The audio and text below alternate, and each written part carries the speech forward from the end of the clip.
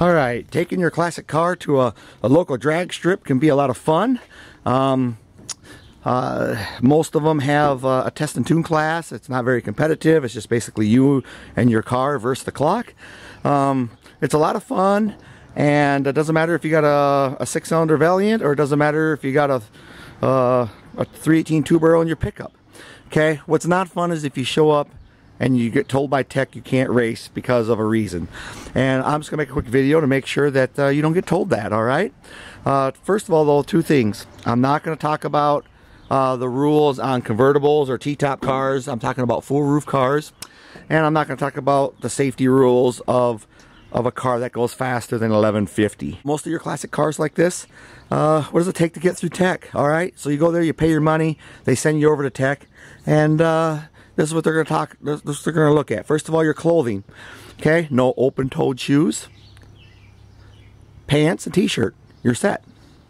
If your car goes faster than 14 flat, you'll need a helmet that's Snell approved of at least 2010. Okay, this car goes faster than 14 flat. There's my helmet. All right, so simple enough, easy enough. And then they're just going to look for the common things that your car should already have and the condition it should already be in. And one of it is the seat belt. Yes, 45, 50-year-old seat belts are just fine as long as they're not all frayed and they're still working, all right? They don't want to see a crack in your front windshield, all right? If all that's good, which, again, most cars are in that condition, then they're going to look at the three things underneath the hood right away. Battery anchored, should already be. 2 return throttle springs, should already be, and a radiator overflow. Okay, probably already have one. I do have the lid for that. All right, so them are the most major things right there. You're pretty much set to go. Sometimes in test and tune or whatever, they'll tell you, hey, next time you come down, fix this or fix that. Little things like this. Rubber holes is fine, but they don't want to see 1.5 feet of it in one section. All right, so if you have it like that, they might tell you, hey, next time you come down, fix that. I try not to have anything longer than like 5 inches or so. If you got an aftermarket oil pressure gauge, they usually come with them cheap nylon plastic gauges. All right, they don't like that. They've been known to come out or break and spray oil on the track and cause an accident. So they're going to want either like a copper tubing or some sort of a different fix besides that. But for that day, you can just pull the oil pressure sending unit out and put a little plug in there if you know your car is running with good oil pressure and all that. That's a way to bypass it, all right? And again, you know, they'll probably just tell you, hey, fix that next time you come down, okay? But they don't have to let you on the track with that, but most of the time they will in test and tune. But anyways, so that's a couple of things right there.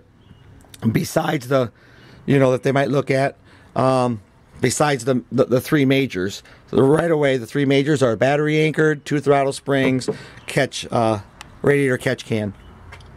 Something else they may, if they notice it, they don't go looking for it, but if they notice it, say you had an air-conditioned car and you remove the air condition, all right, boom, big hole in your firewall going underneath your dash.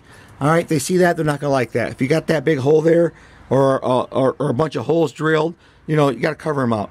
Okay, they don't want you having a fire in this compartment and shooting underneath your dash and catching you on fire. And that's really why they call it a firewall, right? So you probably shouldn't have all them holes there anyway. So again, it's the stuff your car should already be in the condition for. All right, should be no surprises here. So far so good. I've usually for test and tune they don't ask this, but they could. Does your neutral safety switch work? And they may ask you to put the car in drive and bump the key. It shouldn't turn over, right?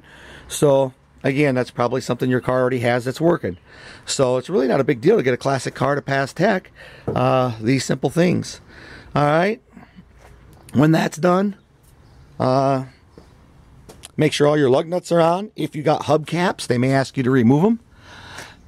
If you got slicks or DOT approved drag radials, they're probably going to want open end lug nuts like this and a drive shaft loop. Okay, I'm not going to show you the drive shaft loop. There's plenty of examples of that if you Google it. All right, so go race, have a good time, enjoy, and it's a blast.